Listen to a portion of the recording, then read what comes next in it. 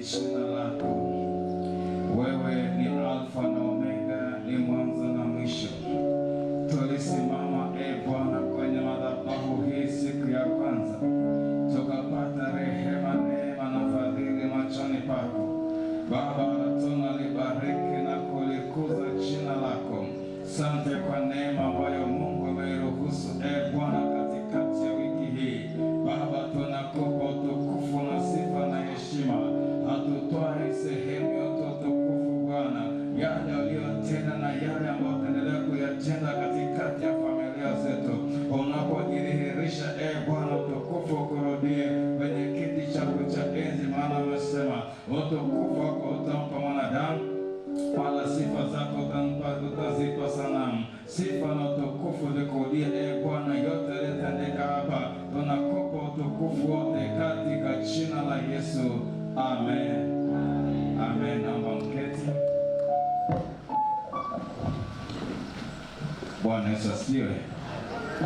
Tunamshukuru Mungu aliyeturehemu na kutufadhili, maana kwa kweli ni huruma za Bwana kwamba tuangamie, maana rehema zake hazikomi, ni mpya kila siku asubuhi. Kwa kweli Mungu ameturehemu, tumepata neema ya kuwekwa mbele zake kwa siku hizi 8 mfululizo. Ni kwa neema tu. Bwana Yesu asifiwe. Sasa kwa wale ambao hawanifahamu, ni mwalimu Harrison Matias Mzava, na Mungu amenipa neema kuwa na huduma mitandaoni pia. Hivi tuko live Facebook, lakini tunapatikana YouTube kwenye akaunti ya Harrison Mzava. Harrison Mzava, ukiingia Facebook nimeona baadhi ya watu hapa wamenifuatilia, lakini akaunti yangu ya Facebook imeshajaa, na akaunti 2 Facebook Lite na kawaida zimejaa zote, ila YouTube kwa kweli inahitaji marafiki wengi zaidi. Kwa hiyo kama umebarikiwa na huduma yangu, ingia YouTube kule, tafuta Harrison Mzava, alafu subscribe. Sema subscribe. Kuna maandishi mekundu yaguse pale. Ukishagusa utakuwa ni mmoja ya watu walioko kwenye akaunti yangu, na ukiweza, kuna kikengele pale, ukigusa na kile kikengele, ninapotuma kitu utapewa taarifa, utapata notification kwamba kuna kitu Harrison kakituma, na utafuatilia. Na mafundisho yote ambayo tumekuwa nayo toka siku ya kwanza mpaka siku ya leo yako Facebook, yako YouTube. Lakini Facebook yatakaa mwezi mmoja yanafutwa, lakini YouTube hawafuti mpaka umefuta. Kwa hiyo kama utakuwa ni sehemu ya marafiki zangu YouTube, ninapopita popote kwenye semina kama hizi napata nafasi. Kwa hiyo utakuwa unashiriki semina kila wakati ninapokuwa kwenye madhabahu. Lakini kule kuna video sijakumbuka, sijaangalia kwa siku mbili hizi, lakini kuna video zaidi ya 100. Kuna semina mbalimbali, makongamano mbalimbali. Kwa hiyo ukiingia kule, kama kuna vitu umevipata hapa, utapata pia maendelezo mengine. Bwana Yesu asifiwe.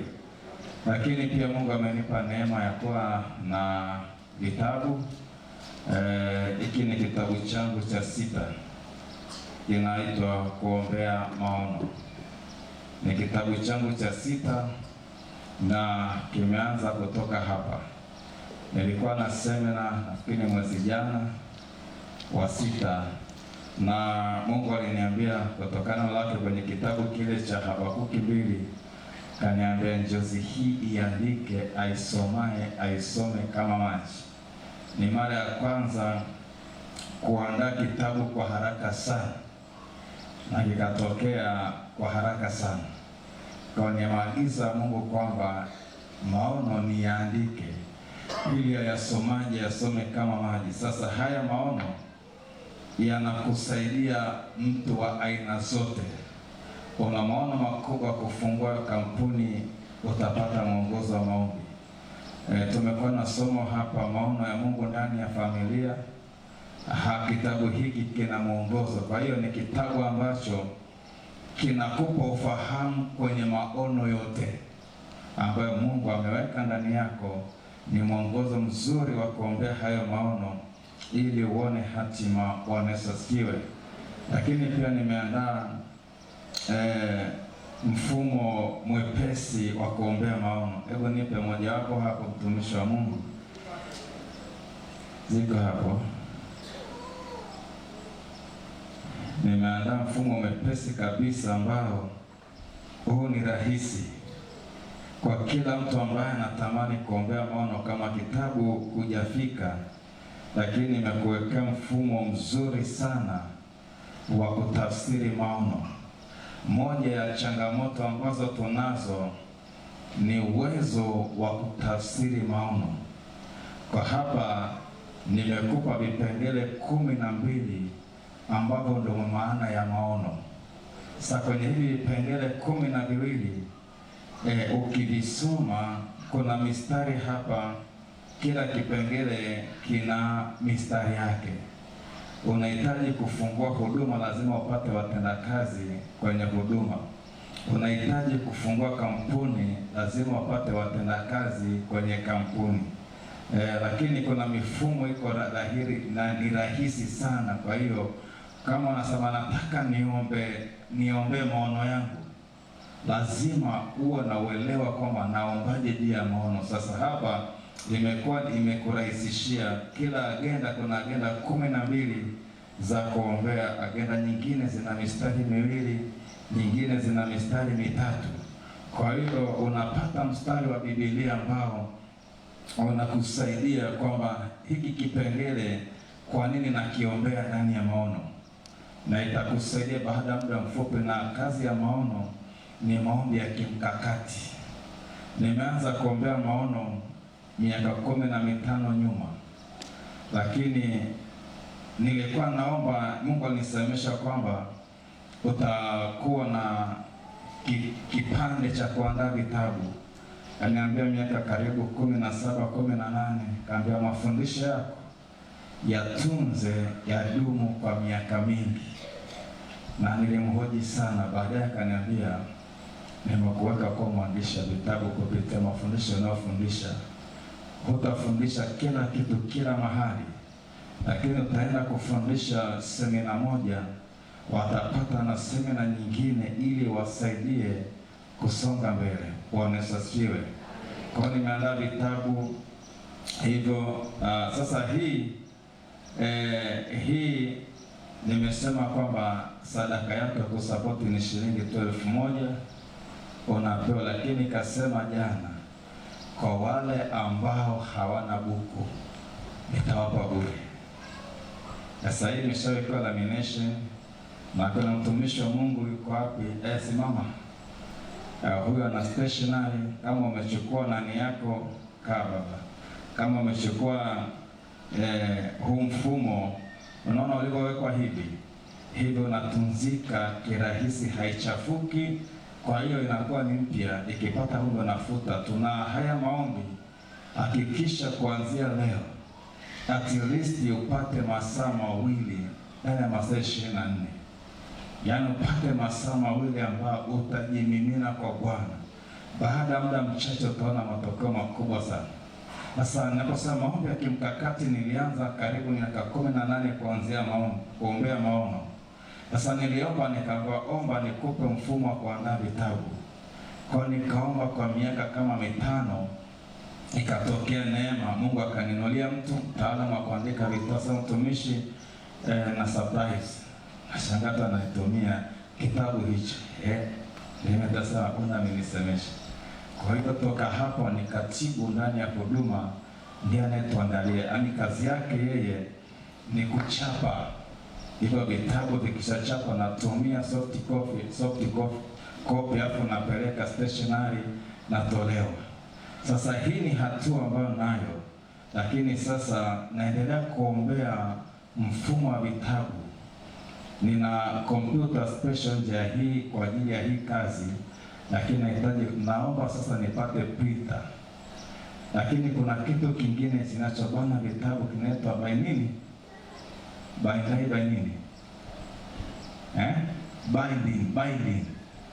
Sasa hivi naomba nipate binding ili vitabu viko kwenye mfumo kama hizo tenzi hapo. Kwa hiyo itakuwa na pini, itakuwa kwenye mfumo fulani. Lakini nahitaji pia kupata kuna vitu kadhaa pia nipate nini? Nipate photocopy machine ile kubwa.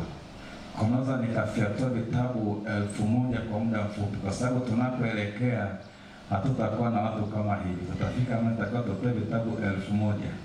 Kwa hiyo zikatoa tu na kale ka episode sika nini atazimia moyo. Kwa hiyo sasa unaona, naombea maono, nimefika hatua vitabu, lakini bado maono yana njaa. Nahitaji nipate nini photocopy machine. Lakini nikipata bado nitaendelea kuomba nipate printer. Na baada ya printer nipate printer, baadaye nipate nini? Hiyo binding, lakini nipate photocopy machine. Kwa sasa maono, unavozidi kuomba unapata hatua, lakini bado maono yana njaa. Sawa sawa. Unaona kufungua kampuni, naweza ukaomba hayo maono yakasogea, ukafungua kampuni labda ya milioni 100, lakini huko ndani una mawazo ya kufungua kampuni ya bilioni 1. Kwa hiyo umepata milioni 1, umewekeza. Kwa hiyo kama umewekeza kwa milioni 1, bado unaendelea kuombea maono, kwa sababu ni hatua, ni stage ya kwanza, lakini kuna 10 mbele zinakuja. Kwa maombi ya kuombea maono ni maombi ya kimkakati, hayaishi leo wala kesho mpaka Yesu anarudi. Haleluya. Sasa kama tumepita tukiomba kuombea maono ya Mungu ndani ya familia. Sasa kuna mtu ameanza maombi leo kuombea watoto wake. Mungu atakwambia huyo mtoto ni daktari bingwa wa mifupa ajaye. Kwa hiyo kusimama naye, ana mwaka 1 unaambiwa, utamuombea mpaka amesoma, amemaliza, amepata kazi ya kuwa daktari bingwa Tanzania wa mifupa. Naona, na akishafika kwenye kazi bado utaomba maombi ya kumlinda kazini asipigwe, kwa sababu alibeba vitu vikubwa vya Mungu na vita. Kwa hiyo maombi ya kuombea maono ndani ya familia yatakufanya uombe siku zote. Haleluya. Lakini kuna wale vijana na mabinti ambao wameshiriki semina. Sasa wameshajua kwamba kumbe nikipata tu mchumba, Mungu anawekeza maono saa hiyo hiyo. Tumeona kwa Mariamu na Yusufu, Mungu aliwekeza maono yake ya kumleta Yesu kupitia tu kwenye kipindi cha uchumba. Kwa sasa kama ni kijana na binti unatamani kuoa Bwana Yesu, mimi ni Mariamu, nipe Yusufu ambaye tutabeba maono pamoja, kwa sababu moja ya changamoto kubwa na stress za vijana na mabinti ni kupigwa kibuti. Sema kupigwa kibuti. Anaanza uchumba, ukifika miaka 100 anasema wewe unikome, niangalia vibaya. Nimempata mwingine mwenye viwango. Sasa kama Bwana amekupa Yusufu, hata kama akijaribu kukimbia atakamatwa, haondoki. Kwa nini? Uliomba. Nasema mke mwenye busara mtu upona, Bwana kadhalika mme mwenye busara mtu upona nani?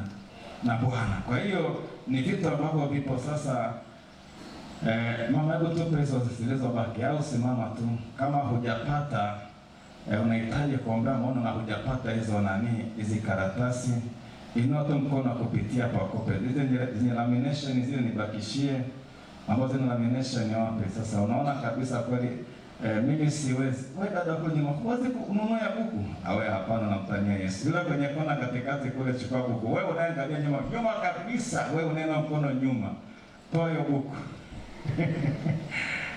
Toa hiyo buku. Hebu na huyo uliompa hapo, nani muone asimame kwenye hiyo kona. Hebu simama.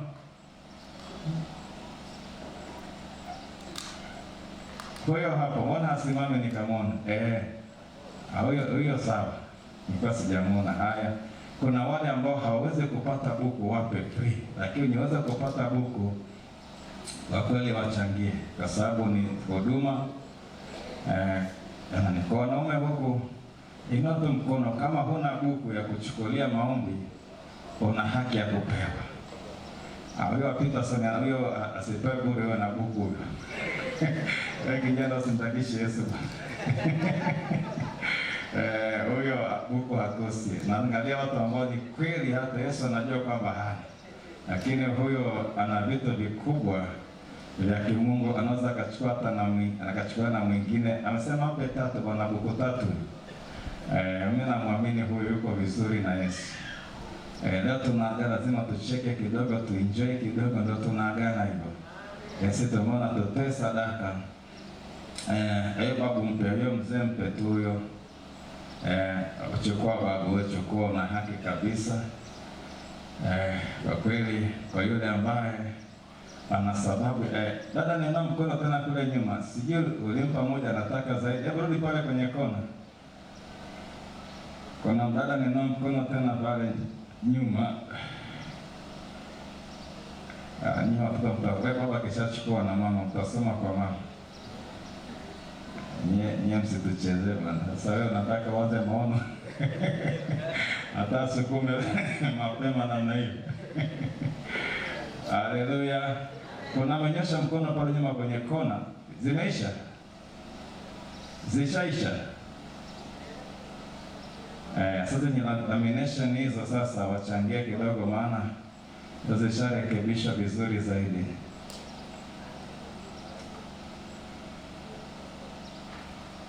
Kwenye lamination basi shiriki buku hapo. Kama kuna mtu ambaye hajapata kabisa, nimlipie kwa misa pale atapata. Kama hujapata, huyo hebu leta moja hapa, huyu ni mtumishi. Leta moja hapa, huyo hapa kuna buku unaichukua hapa. Amepiga tena viatu vya viwango vya juu. Haleluya. Haleluya. Siku ya mwisho tuenjoy, tucheke kidogo. Leta moja, kuna mtumishi yuko hapa. Mletee moja hapa bwana. Hiyo mpaka mafuta wa Bwana. Na lamination imesha mpe hiyo. Bwana Yesu asifiwe. Haleluya. Hebu wangapi walitaka hawana hela walitaka?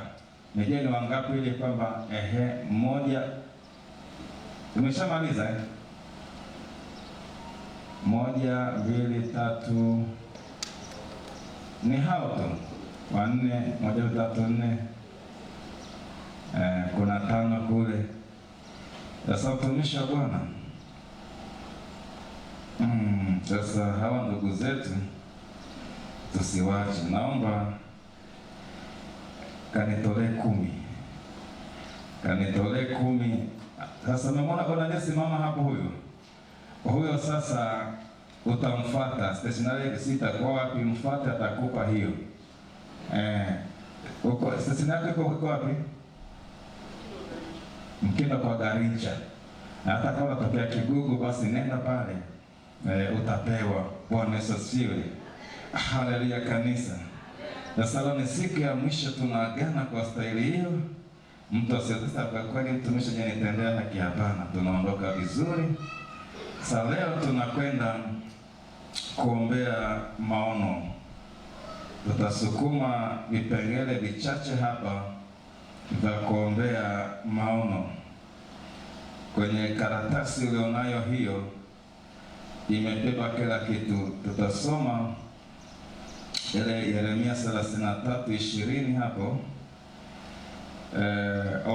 Isaya 10, Isaya 46:10 na Habakuki 2:1-4. Tutasoma hapo. Leo tunakwenda kuombea maono, na tunapoomba ni kama ni uzinduzi sasa wa safari ya kuombea maono. Leo tunapoachana, hakikisha umeshindwa kabisa kwa siku pata lisale moja la kuombea maono kwa kadiri. Kuna maono ndani ya familia, kuna maono juu ya uchumi wako, kuna maono ya kuoa, ya kuolewa. Hakikisha angalau lisale moja ni masaa 24. Hiyo ndio level ya mwisho. Alisema hakikisha nami hata kwa saa moja. Ukishinda kabisa lisali moja, lakini ukiweza masaa 3 au 4, kwa wale mashujaa pata muda hata masaa 3, kwamba nimetenga muda wa usiku masaa 2 muda mchana masaa mawili. Lakini kama mchana uko busy, tenga usiku, kaa chumba cha ndani, Bwana Yesu, nitasimama, nitasukuma mpaka nimeona umenisemesha kitu juu ya maono. Lakini nimeanza kuona hatua ya kwanza ya maono. Isaya 10 nasema, nitangaza mwisho tangu mwanzo, na tangu zamani za kale mambo yasiyotendeka bado. Nikisema shauri langu litasimama, nami nitatenda mapenzi yangu yote. Nitakwenda kuangalia sasa kwenye kitabu kile cha Habakuki. Habakuki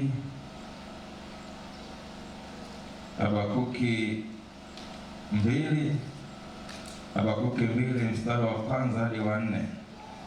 Mimi nitasimama katika zamu yangu, nitajiweka juu ya mnara, nitaangalia ili nione atakalo niambia, na jinsi nitakavyojibu katika habari ya kulalamika kwangu.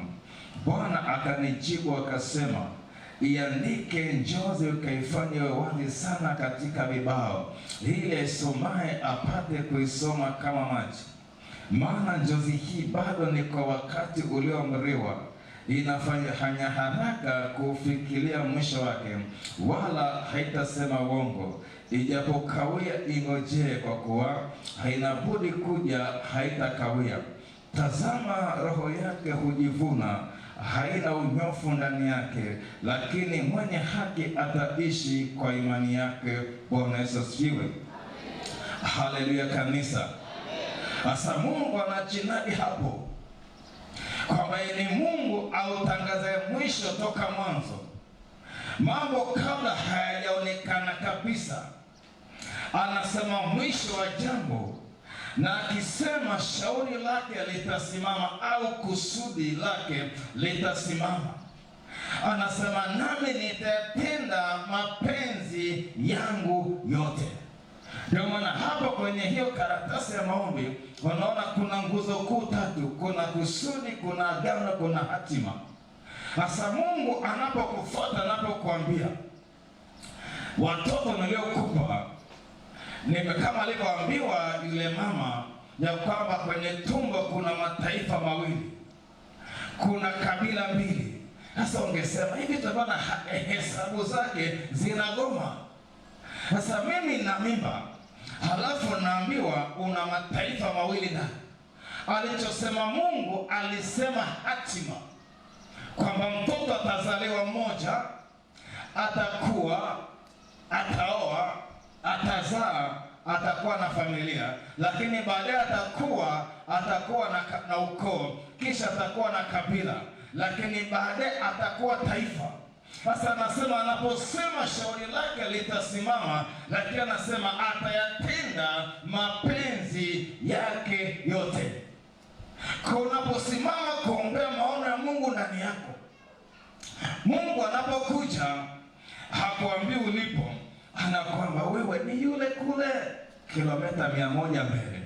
Alafu akishakuambia anakwambia sasa hiki kitu ni shauri langu au ni kusudi langu. Likishakuwa kusudi la Bwana, lazima na mapenzi yake yatimizwe kwenye hilo kusudi. Kwa unaposimama, Mungu umeniambia naenda pale, kwa hiyo wewe unaomba ni jinsi ya kufika pale. Kwa unapoamka unaombea hatima. Na maana kwenye hapo kwenye kuombea maono kuna hatima, kama Mungu umesema nitafika pale. Sasa Mungu nasimama, naomba andaa mazingira kunifanya nifike pale.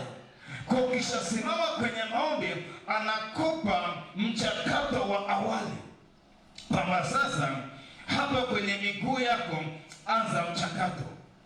Ukishaanza mchakato, anakupa kanuni, principle, mfumo na kanuni ya kukutoa hapa uende ufike pale. Ndio maana anasema Musa akamjulisha njia zake ili wakaona matendo ya Bwana. Kwa hiyo wewe kama mbeba maono, una njia maalum imewekwa kwa ajili yako. Kwa mfano hapa ndani, Mungu aseme hapa ndani na watu 50 nimewekeza utajiri kwa kusudi langu, ili mapenzi yangu ya kufanya injili ya siku za mwisho itimizwe. Tukiwa tu hapa 50, kila mtu ana njia yake tofauti na mwingine. Ndio maana kwenye maono hakuna kukopi. Sawa sawa. Akasema hawa ni watumishi.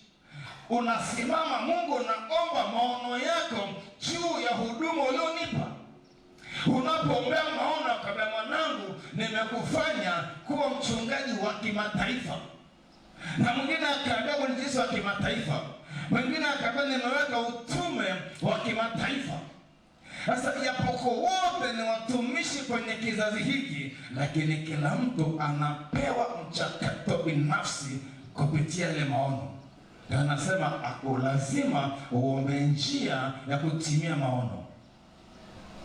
Kwa hapa ndani wote hapa Mungu amewekeza maono ndani yetu. Shida ni kuyajua kama yapo na kuyatafsiri.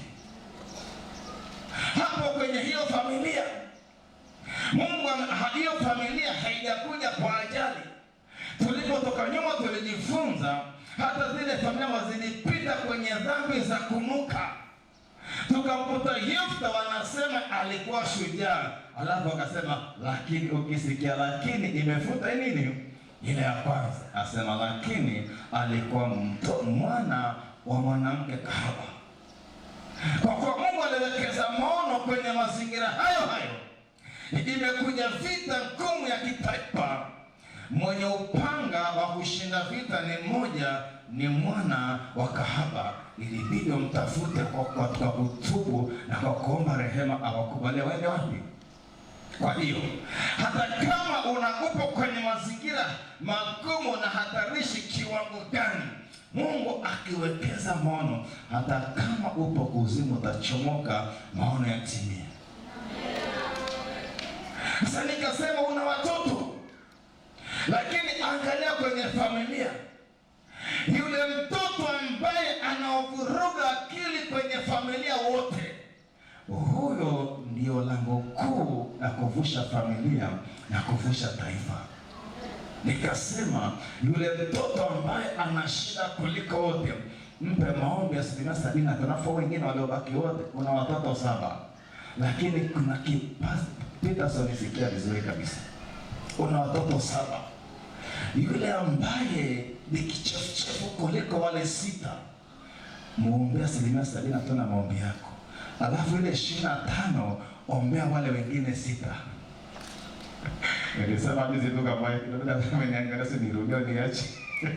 Na wale wengine ni watendaji kata. Wale 6 ni watendaji, ni manesi. Wale wengine ni makatekista. Lakini yule mmoja ni askofu. Fikiri gepu kati ya katekista na askofu ni kubwa kiwango gani? Kwa yule mmoja, ndio maana yule mama akasema, yule Hana anasema aliyekuwa tasa amekuwa na wana 7, aliyekuwa na wana wengi amekuwa dhaifu. Kwa hiyo unajikuta ni mtoto ambaye ndio kivuruge kweli kweli. Yaani huyo funga mpaka siku 21 mbele kwenye madhabahu ya Bwana. Siku akivuka, yani familia na ukoo na tarafa na wilaya na mkoa na taifa limevuka kwa mtu huyu. Kwa sababu fikiri mtoto mwanamke wa kahaba, lakini amebebesha vitu vya kuvusha taifa. Kwa yule mtoto ambaye ana shida kuliko wote, kama unapeleka sadaka za watoto wako, kama una 10,000 kwa Yesu, kwa kweli na sadaka 10,000 watoto wangu, lakini 9,000 ni kwa ajili ya huyu. Hii 1,000 ndio wale wengine watatu. Kwa nini? Mwenye shida zaidi, huyo ndiye ambaye amebebesha vitu vikubwa kuliko wale wote. Kwa hata kama mtoto wako amepata shida, yani amekuletea watoto wa kijani kaleta, wa blue kaleta, na mwekundu kaleta, usipate shida.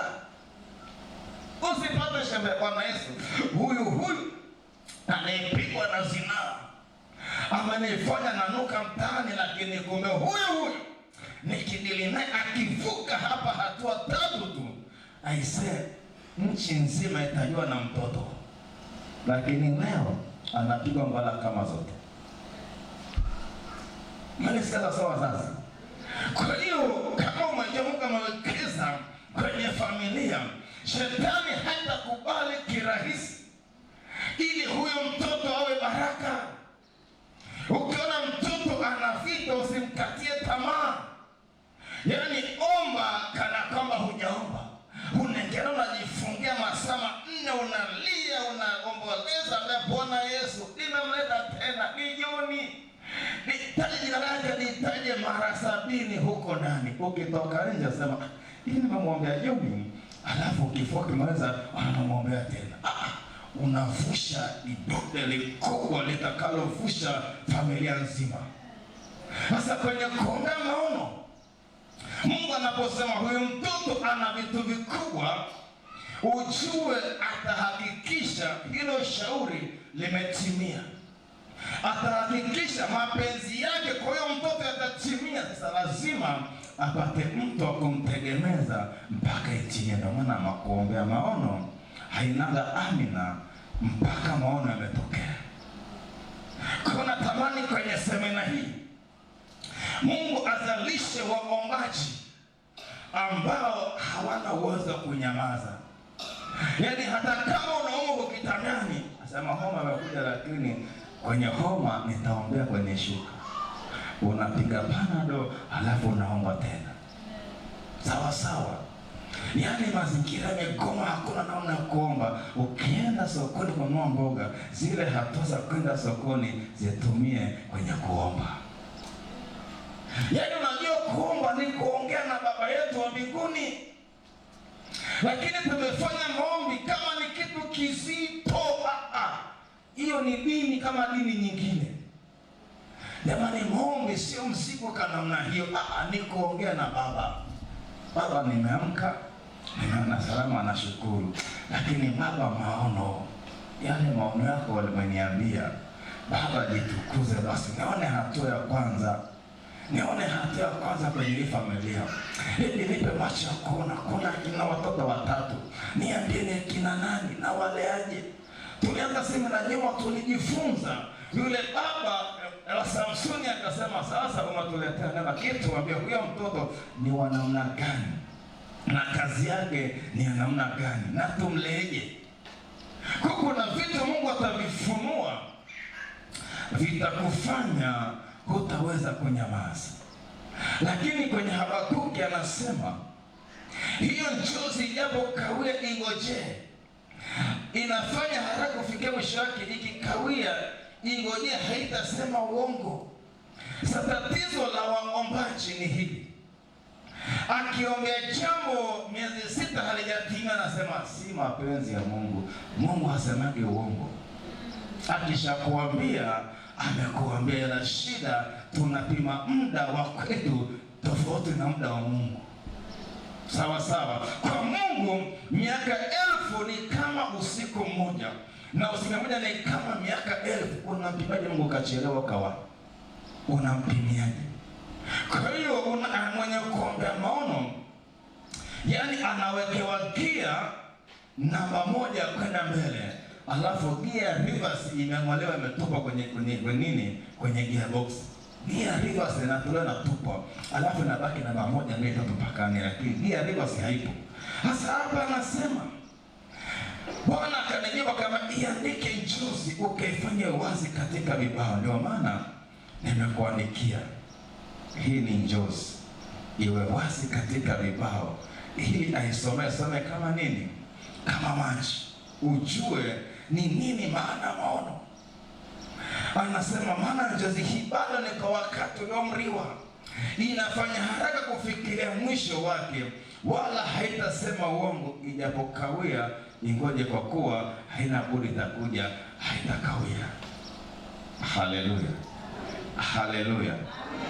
Kama ningekuwa mtu wa kukata tamaa, kijana wangu Jose, hebu simama kidogo. Hebu njoo huko mbele kidogo.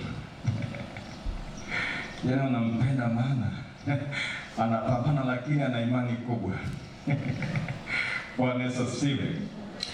Tulikutana miaka mingi kidogo, walipitia mahali pagumu.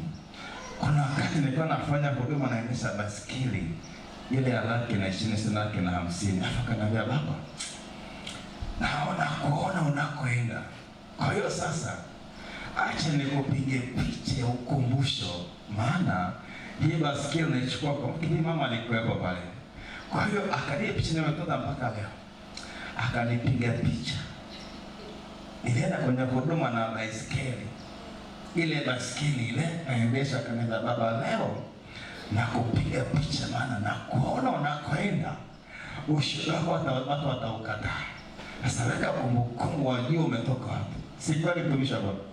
Haya kaka. Alinipiga picha. Kama nisingekuwa na imani juu ya maono ya Mungu, hata hizi speaker zisingekuwepo.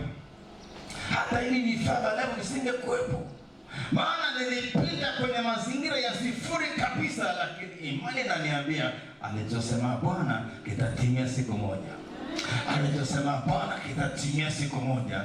Alafu ghafla niko na mifupa mikavu inaanza kuwa na nini na mishipa, ikasema yes, mchakato umeanza. Nasukuma maono, nakuta kwenye mishipa ile kunaanza kuota nyama. Nikasema inaanza kuchangamka vizuri, naanza kusukuma maono zaidi. Ninapozidi kuombea, nakuta kwenye nyama pale ngozi imefunika. Sema yes, hii ni hatua nyingine. Kwa hiyo unapozidi kuombea maono, kuna hatua utaanza kuziona. Ukiona hatua ya kwanza, jua hiyo ni imani imeumbika, imekuwa halisi. Tafuta hatua ya pili, tafuta hatua ya tatu. Unapoomba Mungu ataanza kukuonyesha hatua ya kwanza, hatua ya pili. Unapozidi kuomba, unazidi kuona hatua hadi sasa. Katika huduma nayofanya sasa hivi, hata 10% sijafika. Mmenisikia sawa sawa? Kwa nafasi hii inayotumika 10%, labda nipo kwenye 9, bado kuna 91%. Kwa hiyo kama niliomba huko mwanzo masaa 2, nataka niombe masaa 4. Kwa nini? Bado niko mbali sana na hatua za Mungu. Kama una maono, hata kama ikifika muda wa kurelaksi, maono yanakuambia bado hujafika, endelea kuomba. Maono yanakufanya usinyamaze. Kwa nini? Ile picha ya mwisho ni kama inakuamsha asubuhi, inakuamsha na mchana, inakuamsha na jioni. Ile wakati umefika, kuna mazingira magumu ya kukata tamaa, lakini ile picha ya mwisho inakuambia usikate tamaa, maana bado safari inaendelea. Ukiangalia kwenye hatima pale, kuna Ibrania pale, kwenye Ibrania anasema alipoona furaha iliyokuwa mbele yake, hakukatishwa tamaa na mapito, hakukatishwa tamaa na aibu. Anasema mazingira magumu yalipomtokea Bwana Yesu, aliangalia hatima. Alipoangalia hatima, akadharau aibu, akastahimili msalaba. Unapopita na maono, kuna mahali utapita na msalaba wa moto. Lakini ukiangalia maono alisema nini, unasema bado kidogo, nasonga tena mbele. Kwa hiyo Mungu akiachilia maono ndani yako, anasema mwenye haki wangu ataishi kwa imani yake. Jana tunaombea imani kwa kile Mungu anachokisema, ukikiamini, hiyo ni nanga.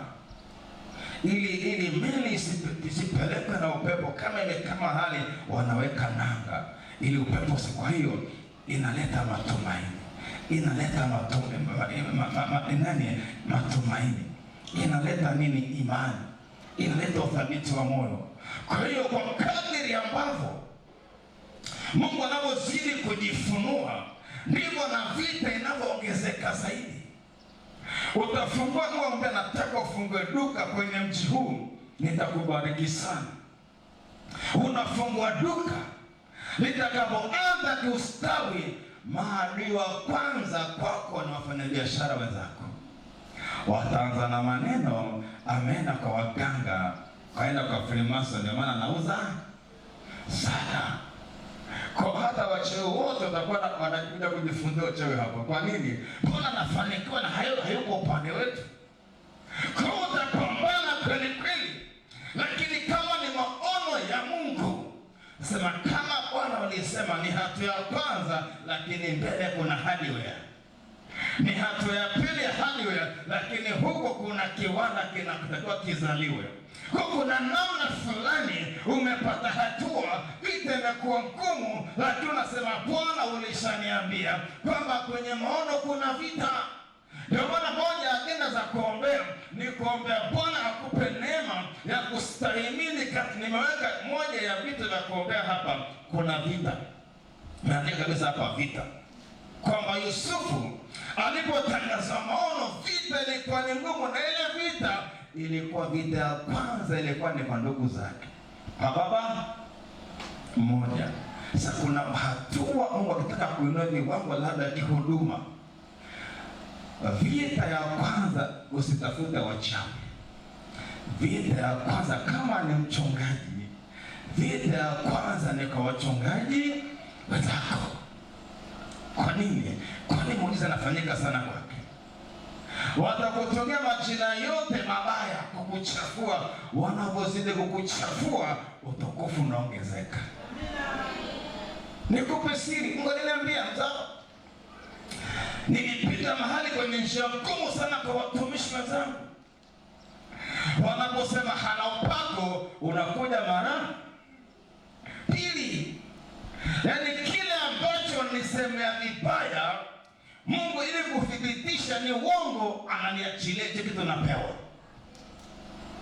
Kwa hiyo ikiinuka vita ya kukufuta, ni fursa ya Mungu kukusaidia zaidi. Kwa pasipo vita maono hayatimiage. Nikupe siri ya leo. Yusufu kama baba yake angempenda kwa upendo ule ule, asingeenda hatua ya maono, lakini ndugu zake kumchukia na kumuuza ilimpa hatua ya kwanza kwenye maono. Akauzwa, akawa kijakazi, akawa mtumwa, akawa houseboy. Kuchukiwa na mke wa Potifa na kutengenezwa kesi bandia ilimpa hatua nyingine ya kwenda nini? Gerezani. Na kule gerezani ndiko lilikuwa ni lango la kuingilia kwenye maono ya kuwa waziri mkuu. Kwa hiyo kama unaogopa vita, maono hayakuhusu. Lakini kama uko tayari kwa ajili ya vita, maono yanakuhusu. Na utaenda utakuwa, kwa sababu nini? Ile akiba ya maombi ya kuombea vita ambayo Bwana Yesu leo nitasukuma vita. Katikati ya vita naomba neema yako. Katikati ya vita nipo ushiri uliyemshindia Yusufu. Katikati ya vita kusafiri kwenye maono, huo upako wa juu yangu. Nipe stamina, nipe ujasiri, imarisha hatua zangu, imarisha imani yangu. Unasimama unaombea vita kabla haijatokea vita. Ikitokea vita unateleza kama kabari. Haleluya. Na ukiwa mwimbaji labda wa injili, ukiinuliwa viwango, agiwa kwanza ni waimbaji wenzako kabla ya wachawi. Mungu akubariki mama. Ameipandia hili neno, amelipandia hili neno. Amelipandia mbegu. Amejengea madhabahu. Kwa hiyo unapoona kuna kitu cha kimungu umekianzisha, hakina vita, mwambie Yesu, nimekuachia wapi? Mmelesikia sawa sawa? Mkifungua makanisa yenu hayana vita yoyote, mwambie rudi, mwambie mfunga maombi siku ngapi? Tatoka, mwambie Yesu niambie nimekuacha mkoa gani? Maana kina Mariamu na Yusufu walitembea na Yesu, wakajua yupo. Alafu wamesika siku ya ngapi? Ya tatu. Panastuka kumbe hayupo. Wakarudi wakamwacha wapi? Hekaluni. Sawa sawa. Kwa hiyo kama ni mtumishi hauna vita, funga ngapi? Yesu nitakuachia wapi? Lakini huduma ambayo inawasha moto, shetani anakongwa kichwa, utapita pepesi. Mnasikia kwa sawa sawa? Kama una ndoto kubwa ya uchumi, umeanzisha mradi hauna vita, ujue kuna safari. Lakini ukianzisha mradi imekuja vita ngumu, ambaye Yesu hapa ndio penyewe unaweka special gear, lazima tukitaeleweka, lazima nitafaulu. Kwa mahali penye vita Mungu yupo. Lakini ukiona hakuna vita, mpemba yoyote, mimi nakwambia wewe ni msanii. Unajua msanii ni mwigizaji, anaigiza kitu ambacho sicho chenyewe. Lakini kama unasema kwenye maono ya Mungu, mpendwa, ni mpambano, kuna mieleka. Lakini kama unaona Mungu ndani, yanakupa hatima, hutakata tamaa, hutavunjika moyo, hutazimia. Nasema Bwana Yesu si wa mama. Mama waliozaa inone mikono juu. Nashukuru. Yaani mama kama hana mtoto wako ndani, hata wakipiga tumbo hilo hananga shida. Ukipiga ngome hananga shida. Lakini ole wa mama huko ndani kameingia kamiba. Yaani nikirusha kofi anageuza nini? Analinda mtoto. Hata kitereza akianguka atapambana asianguke nini? Analinda mtoto ukiwa una maono. Yaani hadi ikijavita sema jamani na kamimba, pigeni mgongo lakini sio tumbo. Piga kichwa lakini sio huku ndani kuna maono ni mimba. Yaani maono ni nini?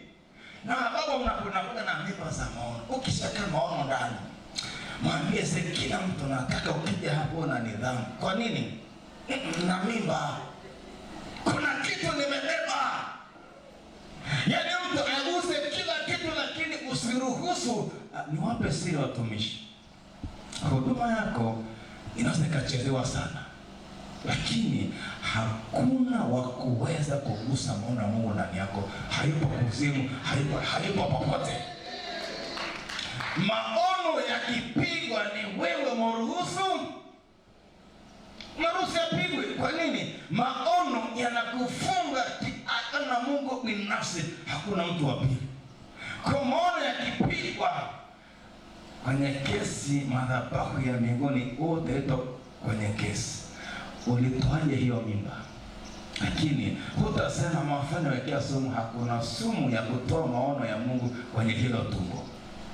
Hakuna silaha yoyote ya kuwa maono duniani ya Mungu. Akishaweka ameweka. Ila ukifeli anahamisha mimba, anabeba nini? Ndio maana Musa alipofeli akaambia Joshua njoo replace. Nimeongea Kichaga kidogo ni kipale hicho. Akaambiwa replace Joshua, yani chukua hiyo nafasi ya Musa ikawe wewe. Elia alipochoka naye, Mungu akasema Elia usipochoka hakuna shida, replace. Inuka Elisha kama nafasi. Kwa maono hayafaki. Ukifeli ukitoa mimba, mwenzako anayokota anaweka kwake. Kwa hiyo maono yakipigwa, shida sio Mungu. Wewe unajua mama, mpaka ukienda kwa madaktari, hata dawa nesi upo mwenye mimba hanywi kila dawa, si ndivyo anaambiwa kwa dawa hii italeta shida kwa mtoto. Hata madaktari wanaheshimu, dawa hii hainifai. Kwa hiyo ukiwa na mimba huli kila kitu. Sawa sawa baba, ukiwa na mimba huli husemi kila kitu. Ukiwa na mimba huna, kisikia rafiki ni rafiki yako. Ukiwa na maono, kuna marafiki utawafukuza haraka. Ana sumu ya kuua huyo. Mkibeba maono usije ukashangaa mama wako hapa. Ukianza kuombea maono utaambiwa fulani nafanya kuanzia leo urafiki ukome hapo. Usijiulize, mwambie Yesu asante nimetii. Kwa nini? Kuna mama wengine vivuruge. Yaani akija nyumbani ni kuchanga ombea masaa yote. Utaomba saa ngapi? Ananajisi mama yule akaambiwa. Mama kena Samsoni akaambia mama, ukibeba hii mimba usile nyamafu wala usinywe kileo. Kwa hiyo mimba maono hunyi kila kitu. kitu huli kila. Kwa hiyo maono yanakufanya utengwe na marafiki. Mungu akiona anachokusiwa faida, akwambia itenge naye. Kwa nini? Urafiki wenu utaleta sumu kwa mtoto. Maono yanakupa marafiki mnaotembea. Watu wanasema ndege wa rangi moja huruka pamoja, si ndio? Kwa hiyo maono pia yanakupa watu ambao wana safari kama ya kwako. Kwa mnapokutana kwenye maombi kuombea maono, mnatiana mwasema wakatiana mwambia kazi yako ni njema. Kwa hiyo mnapokutana kwenye maombi mnatiana moyo. Sawa sawa. Na maono hayaombewi kila mahali. Mnasikia sawa sawa. Mkija kanisani hapa, sokomeni vitu vya ibadani. Maombi ya maono, unaingia chumba cha ndani, unakaa na Yesu. Alafu sema discipline. Usiseme maono yako kwa mtu yoyote, hata kama ni katekista. Mpaka Mungu akakuambie mshirikishe. Mmenisikia sawa sawa? Mungu anapoweka mbegu ya maono ndani yako, cha kwanza iombee upate tafsiri. Kwa nini? Dhambi ya Yusufu ya kwanza ni kusema maono kwa ndugu zake. Wanasema yule mwana wa ndoto tumuue. Kwa hiyo hebu fikiri hapa nani? Hapa kwenu hapa Mungu anakuambia nataka ufungue mradi mkubwa hapa Mkindo. Na kwa mradi utafunika miradi yote ya nini? Ya Mkindo. Ili wafanyabiashara kijua watakuchekea. Kwamba unapofungua mradi utauza mpaka masaa 24. Unakuwa na wafanyakazi wa mchana na wengine wa usiku. Unaamboko hapa Mkindo, lakini utakwenda kufungasha bidhaa Dubai. Utafungasha bidhaa Afrika Kusini. Utafungasha bidhaa kutoka wapi? China. Uko hapa hapa. Sasa utakuta watu badala ya kwenda Kariakoo, Kariakoo inakuwa hapa Mkindo. Ni maono madogo haya. Ni madogo. Sasa Mungu anatafuta watu wenye akili, kwamba watawapa mawazo makubwa na watayapokea, watayaombea ili wao wavushe wengine. Asante Mungu, naona tuishie tu hapa baba, maana hata nikisema mpaka kesho nafasi haitatosha kwa kile ambacho umekipokea. Yani leo usikuanza maombi, una karatasi ya maombi, anza kutiririka. Bwana Yesu asifiwe. Tusimame juu, tutakwenda kuombea maono yako sasa. Leo tunakwenda kuombea maono, lakini ndani ya hayo maono Mungu akupe tafsiri nzuri juu ya hayo maono. Lakini ndani ya hayo maono leo ombea kusudi la Mungu, lakini Mungu hayo maono ayafunge kwako kiagano. Lakini ndani ya hayo maono ombea hatima. Mungu akupe upako wa Alfa na Omega. Kuna watu ambao tawasemesha usiku wa leo, kuna watu watasemesha mchana tu unatembea njiani, habari ambayo mwanasema muda wote. Unaweza kujikuta tu umekaa darasa unafundisha, Bwana anakuambia mwanangu, nimekupa hiki na hiki, kiombe. Unaweza kujikuta uko bafuni unaoga, kwamba unapoomba Mungu funua maono yako, atayafunua kwako. Utashangaa Bwana. Bwana Yesu asifiwe. Hatutaabudu muda wetu umeenda sana. Weka mkono wako kifuani. Lakini samahani kwanza kidogo. Bwana Yesu asifiwe. Kama hujaokoka, ni ngumu sana kuomba hujaokoka kuombea maono. Sasa kama hujaokoka, nitaongoza sala ya toba. Alafu kishaona umeokoka, wafuate viongozi wako wa fellowship wako, hapa watakusaidia. Kwa sababu haya mambo uweze ukaenda kwa namna hii. Labda huo ni mtu unaheshima kwa kanisani. Kuna jamaa anaitwa Cornelio alimfuata Yesu chama na Yesu, sasa mimi ni mtu mkubwa huko mjini, nataka niokoke. Kasema sawa, okoka. Kwa hiyo akawa ni mwanafunzi kwa Yesu kwa siri. Sasa hata kama kuna mazingira sana mtumishi, yani kunita mbele kwa kweli naona nafsi inagoma. Akufuate kama Kornelio. Haleluya. Itakuza sala ya toba hapa, kwa sababu haya maombi lazima umeokoka, kwa sababu kwenye maombi haya tunaomba kwa nguvu za Roho Mtakatifu. Haleluya. Lakini hata kama umeokoka leo, renew pia. Mwambie Yesu, nataka ni renew wokovu. Kama nilijichafua mahali, nataka, kwa sababu unachokiona Mungu anakwenda kuzalisha watu ni vitu vikubwa sana kupitia Yesu, na mimi nami nikiwa mmoja wao. Tukikutana mwakani majira kama haya, sio mimi nini, maono yanaongea. Semina hii imenipa kitu kipya cha kuanza kukiombea. Bwana Yesu asifiwe.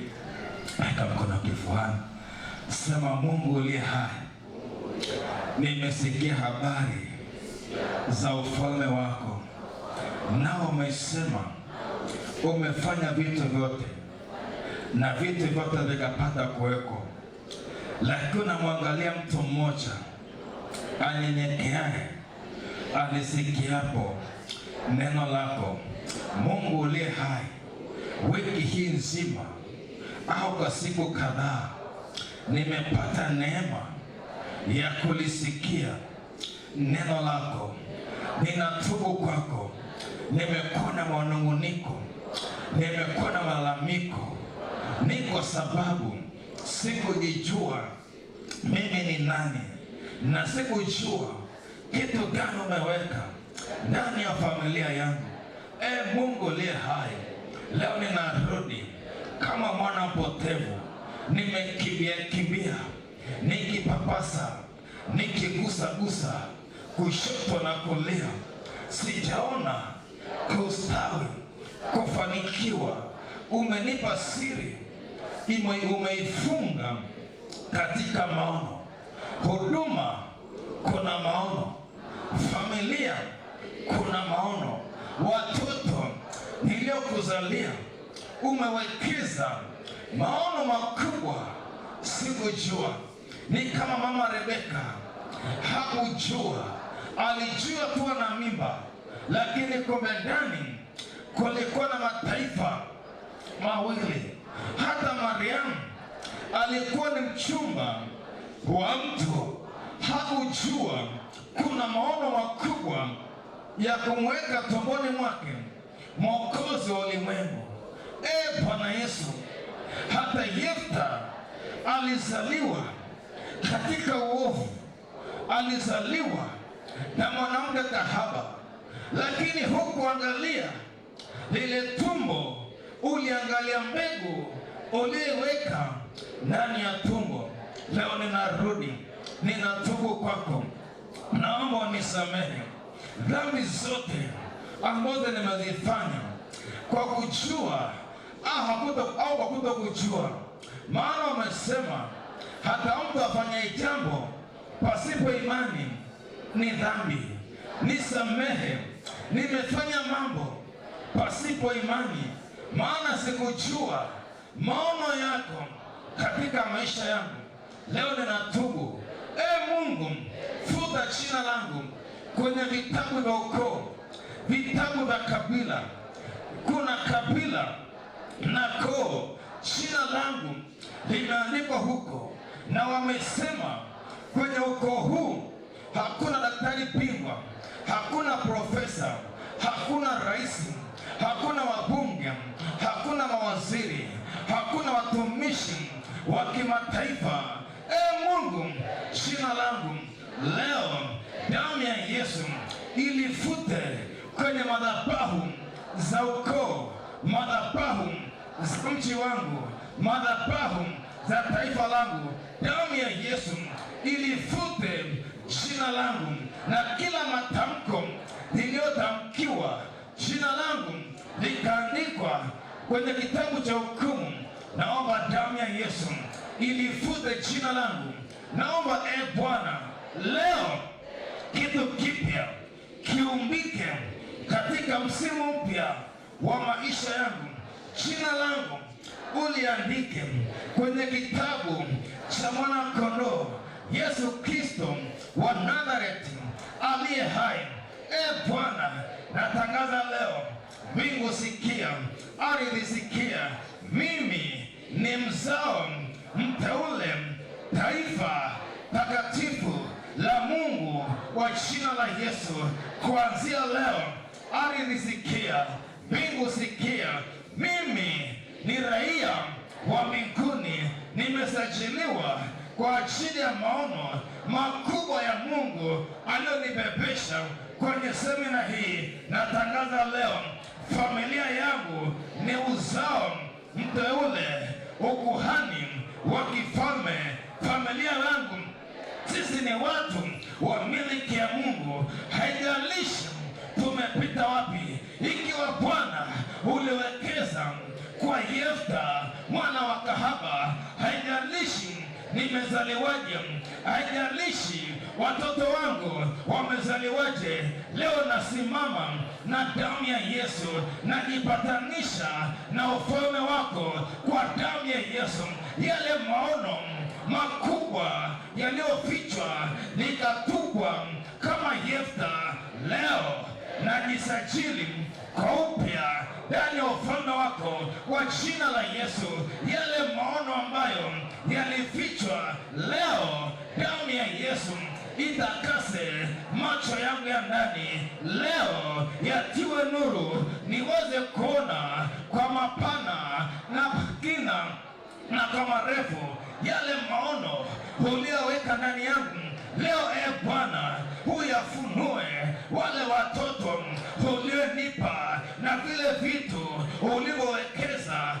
Bwana, kuanzia leo inapoanza kuombea maono yako ndani ya familia, ukachipushe vile vitu ambavyo vipo lakini sikujua ya kwamba vipo.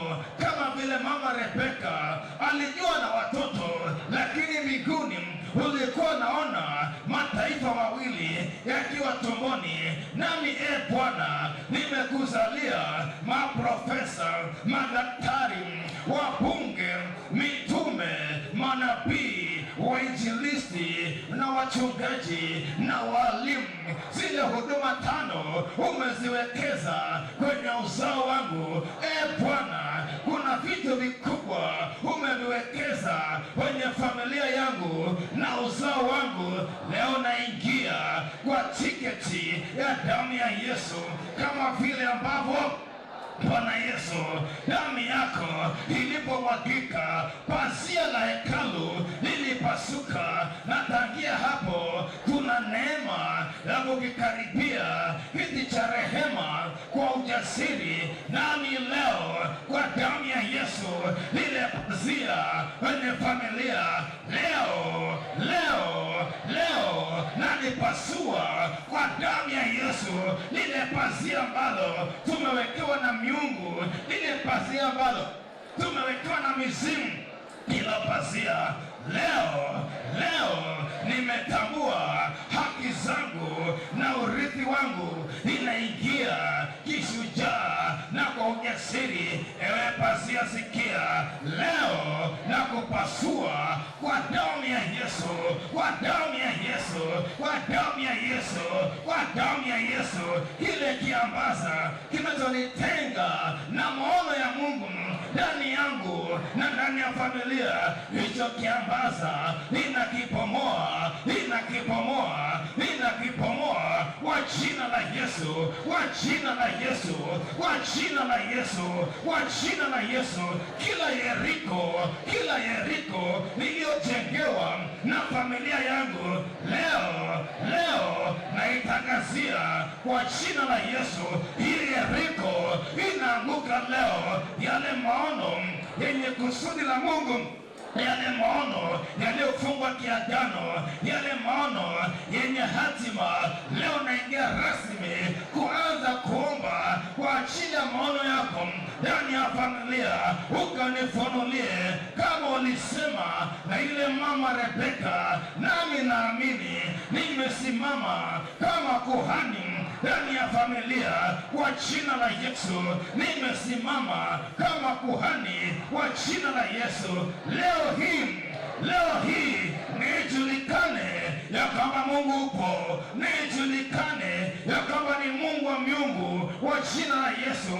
Enyi miungu ya ukoo, leo na wakataa mlioshikilia roho ya utasa kwenye maono. Watumishi wa Mungu wengi waliokuwa na maono makubwa, mliachilia roho ya utasa kwa Sara, mliachilia roho ya utasa kwenye familia Manoa, mliachilia roho ya utasa ili maono yasitimie.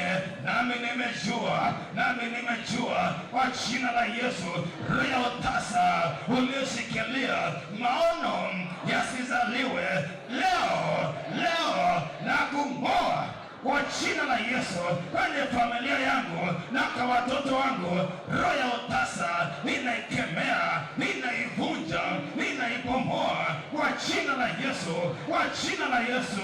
Mungu uliye hai, umesema umetununua kwa damu yako kutoka kwenye taifa na kabila na lugha na jamaa, ukatufanya kuwa ukuhani na ufalme. Leo hii inaita damu ya Yesu kwa ajili ya familia yangu. Damu ya Yesu itununue leo, ikiwa tuliuzwa tukatupwa mbali na maono yako Mungu. Naita damu ya Yesu kwa watoto wangu, kwenye familia, kwenye nyumba baba yangu. Ninasimama nikiita damu ya Yesu, damu ya Yesu inaita kwenye familia, itununue leo. Hata kwenye familia kuna kina Yefta, damu ya Yesu iwanunue, damu ya Yesu iwanunue, damu ya Yesu iwanunue, damu ya Yesu iwanunue, damu ya Yesu iwanunue. Mungu uliye hai, ninaingia ulimwengu wa roho kwa tiketi ya damu ya Yesu. Ninaingia sasa ulimwengu wa roho kudai haki zangu na familia yangu, ili maono yako kuanzia leo yaanze kudhirika ndani ya familia. Kusudi lako ndani ya maono lianze kudhirika. Agano lako na familia ndani ya maono lianze kudhirika na kuthibitika, na hatima yako juu ya familia ndani ya maono. Ninapoomba leo, Baba nidhihirishe kwa jina la Yesu, kwa jina la Yesu. Hebu nisikilize kidogo. Zile familia mlioko hapa, kuna mume na mke, kamatani mikono, msukume dakika chache. Kama kuna familia kama Petro usinipo na watoto wako, keni mahali mama, chukua watoto wako, mke hapo, mshikane mikono. Iwe kama ni unabii. Sasa familia zinazuka huko, mume na mke, kamatani mikono, mshikane mikono, msukume pamoja, sukumeni pamoja.